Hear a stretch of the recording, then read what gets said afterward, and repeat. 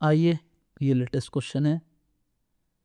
इसमें हमसे क्वेश्चन जो भी पूछा है, उस क्वेश्चन के पीछे की साइकोलॉजी ये है कि फिजिक्स और केमिस्ट्री दोनों में साइन का डिफरेंस होता है, और उसी को कंफ्यूजन बनाकर हमसे ये क्वेश्चन पूछा गया है कि स्टूडेंट कितने कॉन्फिडेंट हैं साइन को लेकर के। तो सबसे पहले हम वही बात कर लेते हैं, जैसे कि हमारा वर्क डन है वो जब कंप्रेशन होता है तो पॉजिटिव, और वर्क डन एक्सपेंशन में नेगेटिव। ये होता है केमिस्ट्री में, और इसी के बेसिस पे इन्होंने पूछा है। आगे की बात करते हैं। 20 dm³ ऑफ आइडियल गैस है, टेम्परेचर दिया हुआ है, 2 प्रेशर हैं, रिवर्सिबल एक्सपेंशन हुआ है, और इनमें से A B C D बताना है। देखिए, मैं फिर बता रहा हूँ, इस क्वेश्चन की साइकोलॉजी ही ये है कि वो आपको कंफ्यूज करे फिजिक्स के साथ, है ना, कि वर्क डन का और क्यू का क्या साइन है। आई स्टार्ट करते हैं।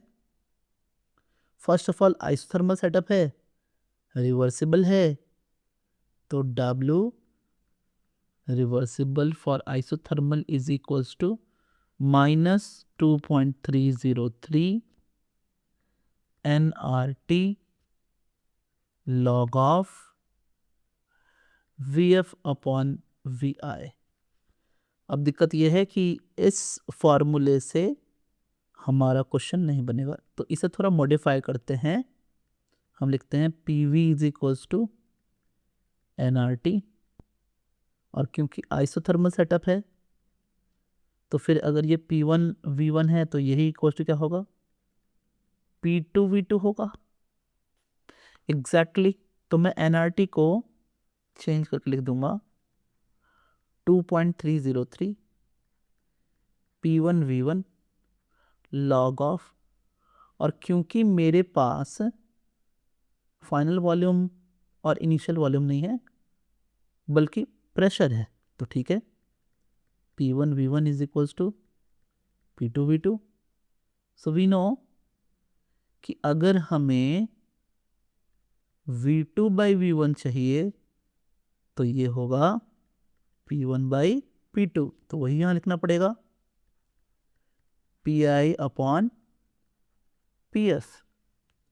ठीक है, सारे वैल्यूज को रखे जब हम, ये तो हमारा फॉर्मूला था, सारे वैल्यूज को रखते हैं। आइए रखते हैं, क्या आएगा देखिए। तो हमने रखा -2.303, और यहाँ पॉइंट है, हमारे पास प्रेशर है 0.5 मेगापास्कल, मैं यूनिट भी लिख रहा हूँ, और इनटू है 20 dm³, साथ में है लॉग, और ये है 0.5, ये है 0.2।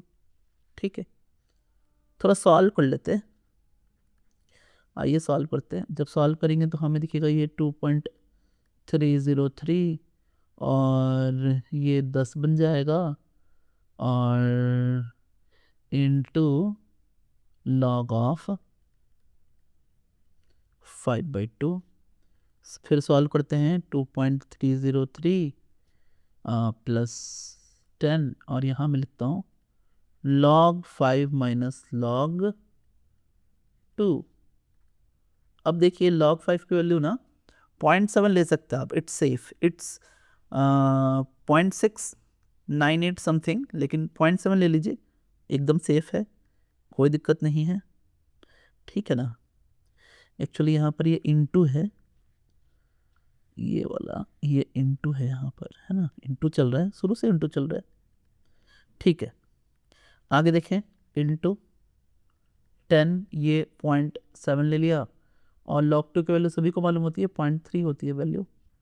सो जब हम सॉल्व करेंगे ना तो ये जो वैल्यू है वो आएगी, डेट इज -9.1, अब देखिए यूनिट अभी हमने क्लियर नहीं किया है। यूनिट के लिए मैं आपको एक बात बताता हूँ। देखो ये जो लॉग है ना, लॉग के इधर वाले जो भी चीज़ें हैं वो बाहर यूनिट नहीं आता है। मतलब लॉग में जो नंबर्स हैं उसका यूनिट बाहर नहीं आता है, तो एक्चुअल यूनिट इन दोनों का चलेगा। अब इन दोनों का चलेगा तो मैं यहाँ रफ कैलकुलेशन करता हूँ। यहाँ पे देखिए ना, रफ कैलकुलेशन मैंने 0.5 लिखा इंटू 10⁻6 लिख दिया और इसको लिख दिया पास्कल, मेगा पास्कल को पास्कल में कन्वर्ट कर दिया, इंटू 20 इंटू 10⁻³ और इसको मीटर क्यूब में कन्वर्ट कर दिया, क्योंकि हम जानते हैं कि 1 mega pascal is equals to 10⁻6 pascal. ठीक है, एंड हमारे पास 1 dm³ is equal to 10⁻³ metre cube. अब जब इन दोनों को मल्टीप्लाई करेंगे तो वो आ जाएगा कि यहाँ आएगा 10 और इंटू आ जाएगा 1000 और ये जूल होगा। अब समझिए कि अगर मैं इस पूरे चीज़ों को 1000 से डिवाइड कर दूँ तो फिर ये आ जाएगा 10 किलो जूल। अब देखो मैंने यहाँ तो बहुत सारा चीज़ ना क्या किया था कि एक्सचेंज करा था। अब आप नॉर्मली इन दोनों को जब मल्टीप्लाई करोगे तो भी 10 आ रहा है ना। देखिए ना गौर से, आप क्या करो, इसको और इसको मल्टीप्लाई करो, कितना आएगा, 10 आएगा। यानी मेगा पास्कल को जब dm³ से मल्टीप्लाई करते हैं तो किलो जूल आता है। यस, तो ये डायरेक्टली किलो जूल आया। अगर आपको नहीं समझ में आया ना तो इसको फिर से आप रिवाइंड करके देखिए, ये किलो जूल हो गया। यानी जब हमारा वर्क आया है वो -9.1 आया है, तो फर्स्ट लॉ के हिसाब से delta U is equals to Q plus W। अब क्योंकि आइसोथर्मल प्रोसेस है तो डेल्टा T क्या हो जाएगा, 0 फॉर आइसोथर्मल। ठीक है ना, कुछ नहीं करना। अब डेल्टा U का फॉर्मूला क्या होता है, NCV डेल्टा T होता है ना। तो बस ये 0 हो गया, तो यानी डेल्टा U भी 0 आया। और जब डेल्टा U 0 आया तो अब ध्यान से देखें एक चीज़ और, है ना। तो हमें ये बात क्या समझ में आएगी कि अगर हम डेल्टा H पे निकालें तो भी 0 आएगा। देखिए ना कैसे। तो ये है हमारा डेल्टा H, जिसका फॉर्मूला होता है NCP डेल्टा T। फिर से डेल्टा T 0 है तो ये ओवरऑल तो 0 ही हो गया, डेल्टा H भी 0 हो गया। तो हमारे ऑप्शंस क्या क्या हुए, तो देखिए delta U 0, delta H 0, work done, है ना। सो वर्क डन 9.1, है ना। तो ये रहा हमारा आंसर। हमारा आंसर है ए, ये है हमारा आंसर। स्टूडेंट्स, अगर आपको मेरा एक्सप्लेनेशन अच्छा लग रहा है तो मैं बोलूँगा कि आप हमारे इलेक्ट्रोकेमिस्ट्री का जो प्लेलिस्ट है उसको चेकआउट करें। थर्मोडायनेमिक्स का भी प्लेलिस्ट बना के रखा हूँ मैं, उसको भी जाकर चेकआउट करें।